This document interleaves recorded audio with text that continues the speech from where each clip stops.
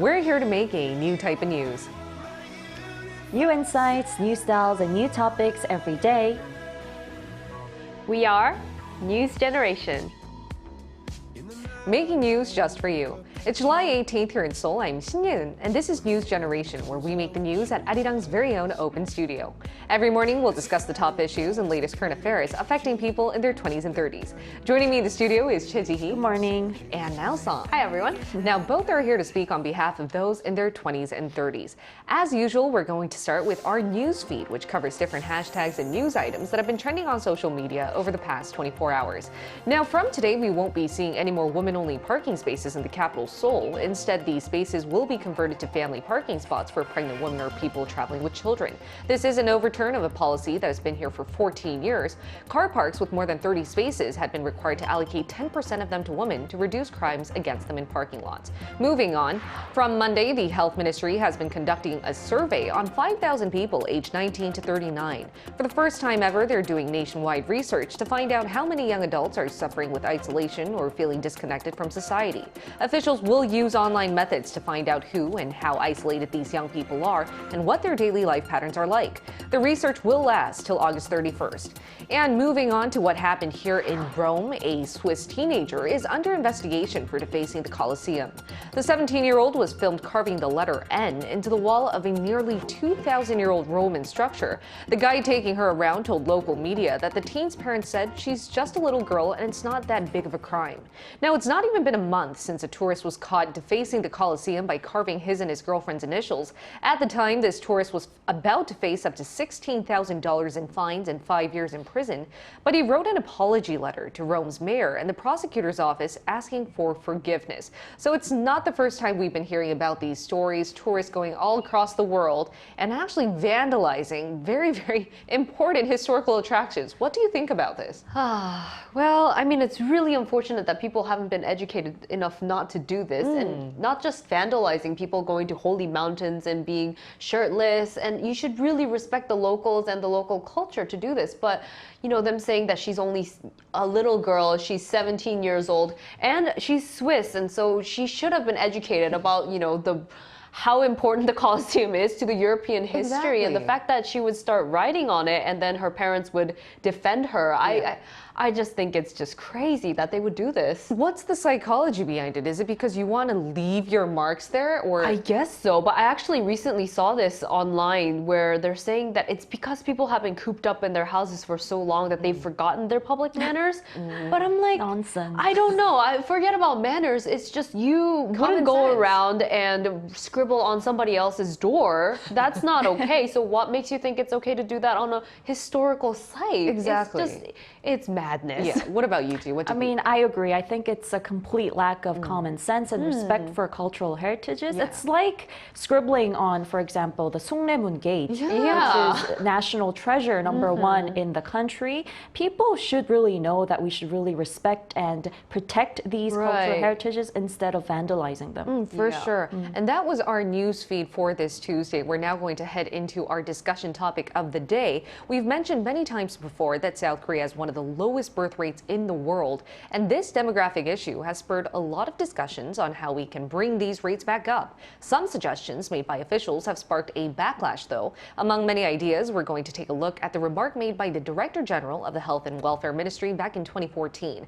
At the time, he introduced a singles tax. To find out more, take a look at the screen. Singles tax. It doesn't necessarily mean you have to pay taxes because you're single.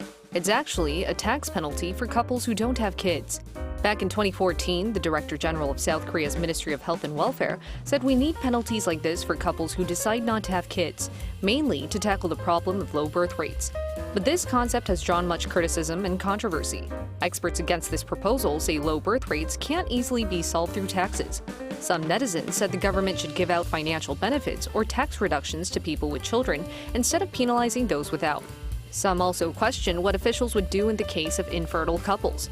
It's been a while since this contentious idea first popped up, but we're still talking about it as we're seeing lower and lower birth rates each year.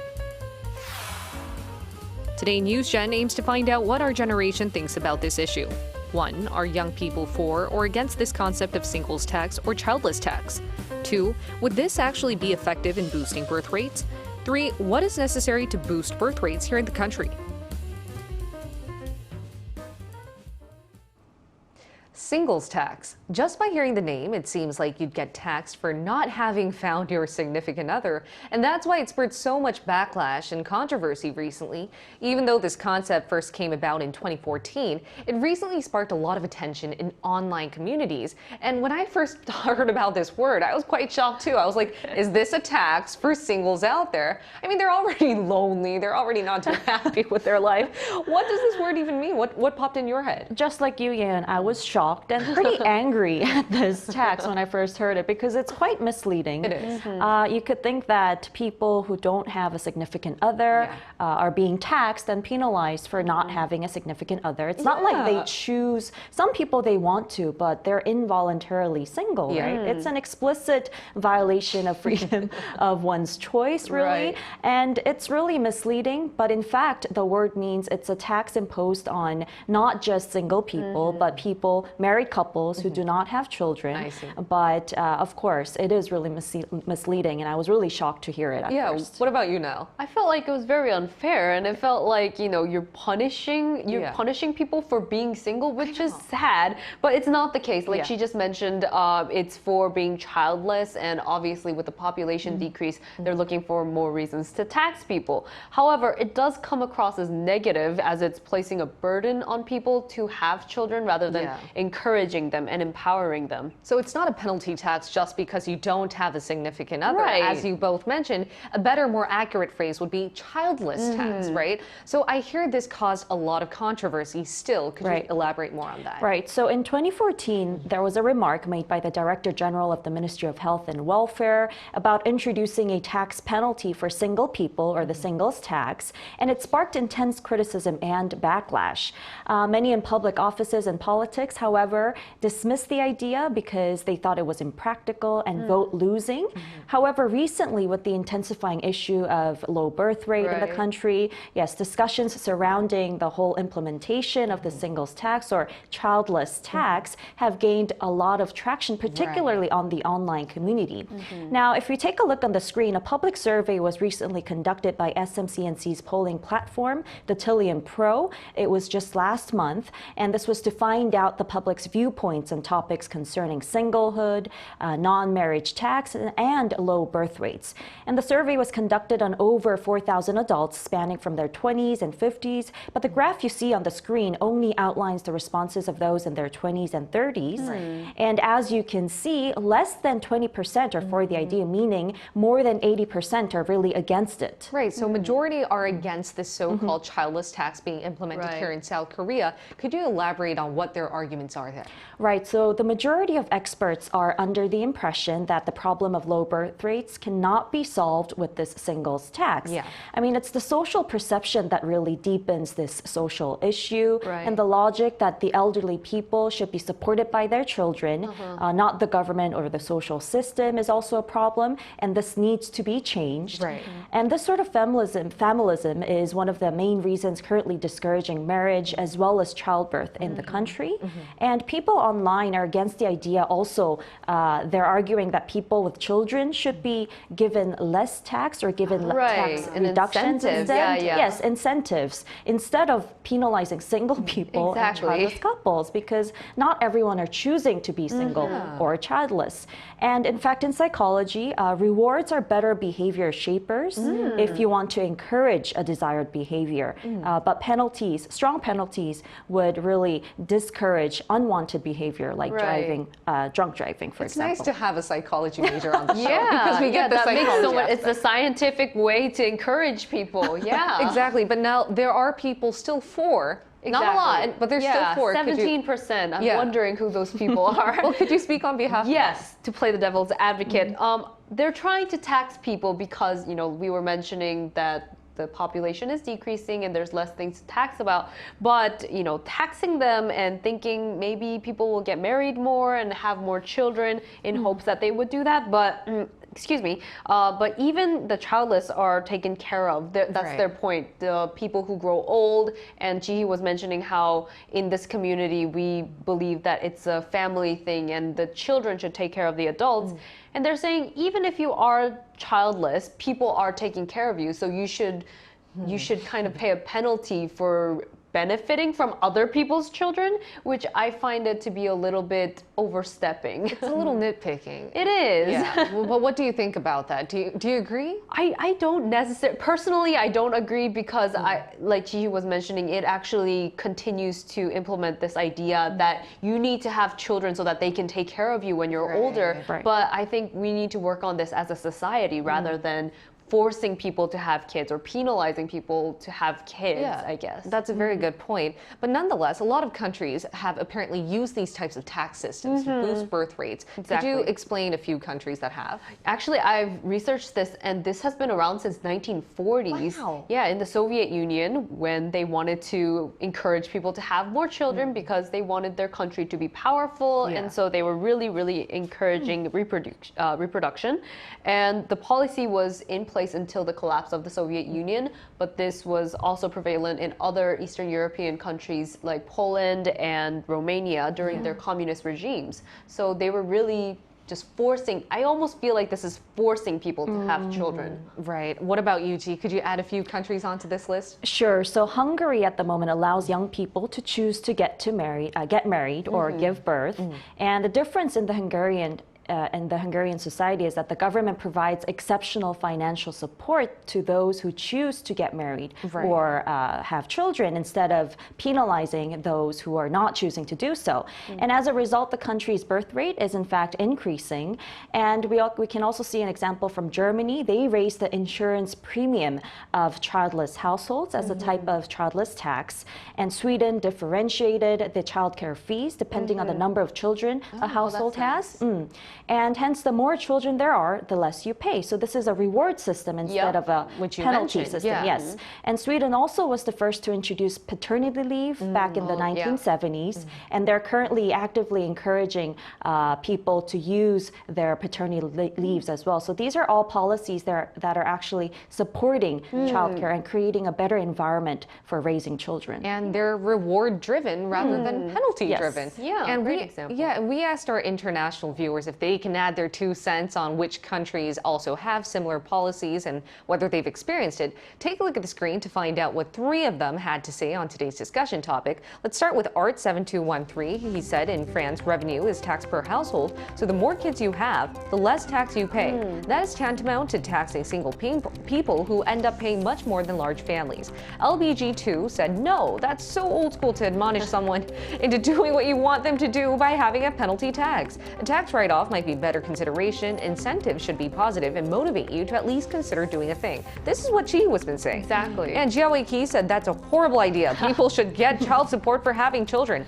Paying tax if you don't have children is just stupid. So I guess a lot of our international viewers aren't so okay with the idea. Yeah, very strongly worded. Exactly, of having a childless penalty tax. And as our viewers and panelists have mentioned, Germany is actually another country that has not only considered, but actually implemented such tax penalties and relative policies. So we're going to be adding another Gen Z from Germany to hear what he thinks about this policy and what he can add in terms of insight to today's discussion topic.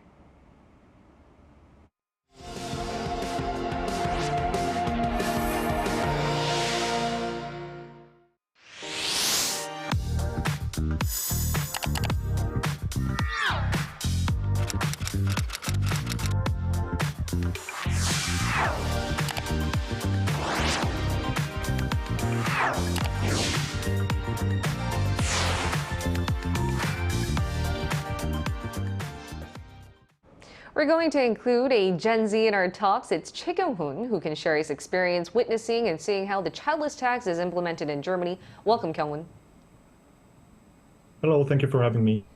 All right, Kyung-hoon, I hear that you've been in Germany for 2 years now, so you probably know what's going on there. Could you specifically focus on what you think about Germany's childless tax and any related incentives or policies that go on with it? Tell us what this exactly is and how it works. So the aging population and the retirement of post-war baby boomers in Germany have become a growing concern, placing a significant burden on the country's health and social systems. In 2018, German Health Minister Jens Spahn of the conservative Christian Democratic Union expressed his support for this approach. He also acknowledged the possibility of increasing the contribution further. According to the German Federal Ministry of Health, the Christian Democratic Union, the Christian Social Union, and the Social Democratic Party reached an agreement to reform the long-term care insurance system for the elderly in 2021. Starting from 2022, they introduced differentiated costs based on the number of children. Individuals without children who are over 23 years old are now required to contribute an additional 0.35% of their pre-tax income as long-term care insurance premiums. This percentage was previously at 0.1%, but it has been increased by 0.25% points. Right, I guess that's the premium increase that the government implemented in Germany. So what do you think about this tax system, and what's the general public, specifically young Germans' perception of this? Personally, I think this kind of policies are making people more negative about having baby. Like regarding this matter, there are critical views among the public. Actually, all my acquaintances who has answered me on Instagram poll has opinion like it is totally unfair and discriminative. The tax should be calculated according to how rich people are, not to the number of children they have. German Health Minister Jens Spahn emphasized the need for the government to establish a fair system that benefits all generations. He expressed concerns about the diminishing number of young people in the coming years and the potential for them to evade the financial burden. On the other hand, Labor Minister Heil, representing the center-left Social Democrats, suggested an alternative approach to support families. He proposed exploring the possibility of increasing pension insurance contributions for high-income individuals, not for those who don't have baby, as a means to strengthen the financial stability of the pension insurance system. This statement reflects the ongoing debate in Germany surrounding the best course of action for addressing the issue at hand. As policymakers grapple with finding a balanced solutions, it is essential to consider the perspectives and the implications of different approaches. And now, would you like to ask the very last question? Yeah, so instead, what do you think they should be doing to encourage more people for having kids in the future? You've mentioned a lot of good alternatives, but what is your personal thought on this? In recent time, the media has highlighted the declining birth rates in developed countries. However, it is crucial to recognize that overpopulation also presents a significant concern. Therefore, we need to reflect on the broader implications and question whether our current system can accommodate a growing population while ensuring the well-being of future generations. The key question we must ask ourselves is whether our society provides a proper environment for all individuals. Only when our society is capable of effectively addressing the needs and the happiness of its inhabitants, when we can expect the birth rate to increase naturally. Simply fixating on the numerical aspect of childbirth overlooks the essential goal of cultivating a better society. It is imperative to acknowledge that numerous social issues persist globally, including the digital divide, inequality, and the discrimination against minorities. These challenges require our attention and efforts to find solutions. By focusing on resolving these social problems, we can create a better society that is more inclusive and supportive. This approach will naturally encourage a positive environment for individuals to consider starting families and contribute to the growth of the populations. And Kyung-won, before we let you go, I'm sorry, due to time, I have one more question for you. You've been living in Germany for 2 years now. Compared to South Korea, where you've lived before, and Germany, do you think societally they encourage people to have kids naturally, as you mentioned? So I think main problem, like main financial problem in Korea to have a baby is like, to my perspective, is education. But compared to South Korean society in Germany, it costs less. Of course, it depends on the field, a major, something like that. But at least public university don't have any tuition fees. So Oh, right. kind of points is like really helpful for thinking about having babies. Yeah. So a lot of you and your friends are considering having kids one day? Yeah, it's ironic, but not really. Like, Okay. not in the near future, but because of this kind of financial concerns, like they normally say to me that they want to have babies at least like 30 years old or after that. This is such a global issue. It's very complicated. It's not about just taxing people or It's not. having better infrastructure. I think it's a deep-rooted societal issue that needs a lot more work and time in order for us to see boosted birth rates. Thank you so much, Kyungwon. It was a pleasure to hear from you today. Thank you. My pleasure. Thank you. Now, we're going to end off by predicting whether this type of childless tax policy would ever really be implemented or effective here in Korea. What do you think, Al? You know, I think we mentioned with this with the Zoom interview as well. It's just not very likely. A lot of young people are against it. Whether I am married, but I'm not really for it either. I don't think it's a great idea, and rightly so, because I think it's just not something that should be forced. And as Kyungwon mentioned, that it should be something natural. And I do think that when the time is right and when the environment is prepared, there's going to be a natural incline of a population. G, anything you'd like to add on? I totally agree with Noelle. I mean, there's a lot of backlash for this to be implemented, and there are other ways of raising the issue of low birth rate.